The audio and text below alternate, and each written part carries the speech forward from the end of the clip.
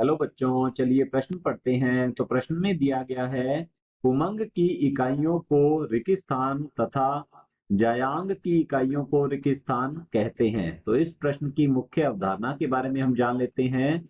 तो यहाँ लिखेंगे मुख्य अवधारणा। इस प्रश्न की मुख्य अवधारणा है हमारे पास पुष्प। तो यदि पुष्प के बारे में जाना जाए तो पुष्प एक रूपांतरित प्ररोह होता है। तो लिखते हैं पुष्प एक रूपांतरित रूपांतरित प्ररोह प्ररोह होता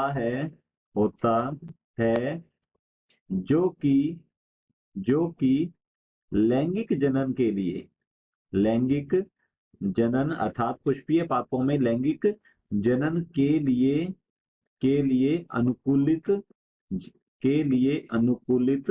होता है। तो यहाँ लिखेंगे अनुकूलित होता है, अर्थात पुष्पीय पादपों में लैंगिक जनन जो है यह पुष्प की सहायता से होता है, इसलिए हम इसे कहते हैं पुष्पीय पादपों का लैंगिक अंग। तो हमसे पूछा गया है पुमंग की इकाइयों को रिक्त स्थान तथा जायांग की इकाइयों को रिक्त स्थान कहते हैं। तो पुष्प के बारे में जान लेते हैं, पुष्प के भागों के बारे में। तो यहाँ लिखेंगे पुष्पीय भाग, और ये पुष्पीय भाग जो है चक्र में लगे रहते हैं, इसलिए इसे पुष्पीय चक्र भी कहा जाता है। पुष्पीय चक्रों को मुख्यतः दो भागों में बांटा गया है। ये होते हैं एक तो सहायक चक्र, तो लिखते हैं सहायक चक्र, और दूसरे हैं जनन चक्र या इन्हें आवश्यक चक्र के नाम से जाना जाता है। तो लिखेंगे आवश्यक चक्र इन्हें कहा जाता है। अब सहायक चक्रों में आ जाते हैं, जैसे कि सबसे बाहर की ओर बाह्य दलपुंज। तो लिखते हैं बाह्य दलपुंज, और इसकी जो इकाई होती है इसे कहा जाता है बाह्य दल। ये रंग में अधिकतर हरे होते हैं, और ये पुष्प की कलिकावस्था में आंतरिक भागों की सुरक्षा करते हैं। दूसरा चक्र है इसके अंदर दलपुंज। तो दलपुंज के बारे में जानते हैं।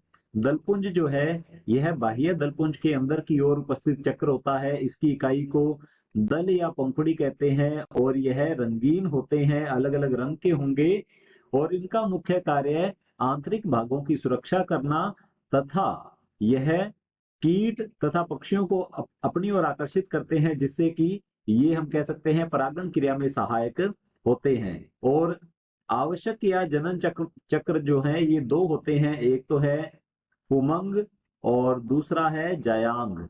पुमंग जो है ये होता है नर जननांग, तो इसे हम लिख सकते हैं ये नर जननांग होता है, और जो जायांग है इसे हम कहते हैं मादा जननांग। तो ये है मादा जननांग होती है, और इनकी जो इकाइयां हैं पुमंग की इकाई को कहा जाता है पुंकेसर, और हमारे पास जायांग है इसकी इकाई को स्त्री केसर, इसकी इकाई को स्त्री केसर या अंडप के नाम से जाना जाता है।